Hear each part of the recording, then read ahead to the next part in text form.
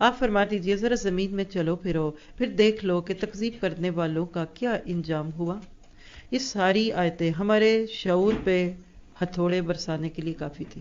پوری دنیا کا نظام ایک ایسی آٹومیشن پہ چل رہا ہے کہ لوگ یہ بھول ہی جاتے ہیں کہ اس کے پیچھے کوئی ہاتھ بھی ہوگا۔ اللہ تعالیٰ نے اتنا خوبصورت، اتنا زیادہ آرگنائزڈ قسم کا نظام دیا جس میں زمین کچھ کام کرتی ہے، آسمان کچھ کام کرتا ہے، زمین سے بیج نکلتا ہے تو آسمان سے بارش برستی ہے۔ ایک ٹیم ورک ہے اور ایک کوآرڈینیشن ہے، ڈیوٹی ڈویژن ہے۔ سورج نے کب آنا، چاند نے کب جانا، کبھی آج تک پچھلی پوری کائنات میں یہ مثال نہیں کہ سورج بھی تھا تو کہاں چاند بھی آ گیا، یا سورج تو چلا گیا تو چاند ڈیوٹی پہ پہنچا ہی نہیں، دروازے سے لوگ باہر ہی کھڑے رہے، کرسیاں نہیں لگی، چاند لیٹ ہو گیا۔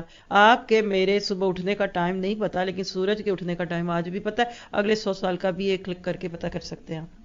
یہ ہے کامیاب لوگوں کا نسخہ۔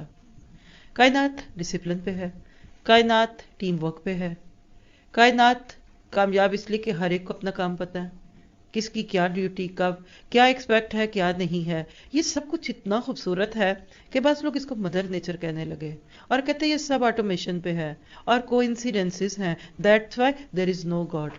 حیرت کی بات ہے، جس خوبصورت کائنات کو دیکھ کر لا الہ الا اللہ پڑھنا تھا، اور وہی بات آج کا پارا کہ معرفت ربی پہ پہنچنا تھا، لوگوں نے اسی کو ڈینائل پہ کر کے اللہ کے وجود کا انکار کر دیا۔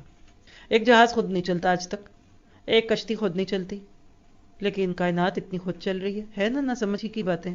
تو یاد رکھیے شک اور ڈاؤٹ ایسے ہی ہے۔ تو یہ کائنات آپ کو مجھے بول بول کر بتاتی ہے کہ اگر تم بھی چاہتے ہو اس دنیا میں کامیاب ہونا تو کائنات سے سبق سیکھو۔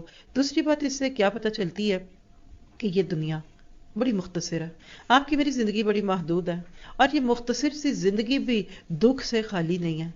یہاں ہر خوشگواری کے ساتھ ناخوشگواری کا جھونکا آئے گا، یہاں شر کو خیر سے اور خیر کو شر سے جدا نہیں کیا جا سکتا۔ اب ایسے وقت میں ایک انسان یہ سوچ ہی نہیں سکتا کہ جنت میں کوئی غم نہیں ہوگا۔ آپ پڑھیں سورۃ فاتر میں آتا ہے، اللہ تعالیٰ کہتے ہیں وہاں بندے کو غم نہیں چھوئے گا۔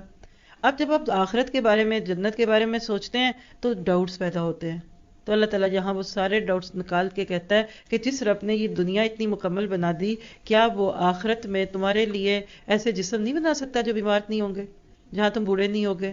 مٹی کو بولتا سنتا دیکھتا اللہ بنا سکتا ہے، تو آخرت میں قیامت کے بعد اللہ تعالیٰ تمہیں کرسٹل ڈالز کیوں نہیں بنا سکتا؟ لیکن بات یہ ہے کہ جس کو نہیں ماننا اس کو نہیں ماننا۔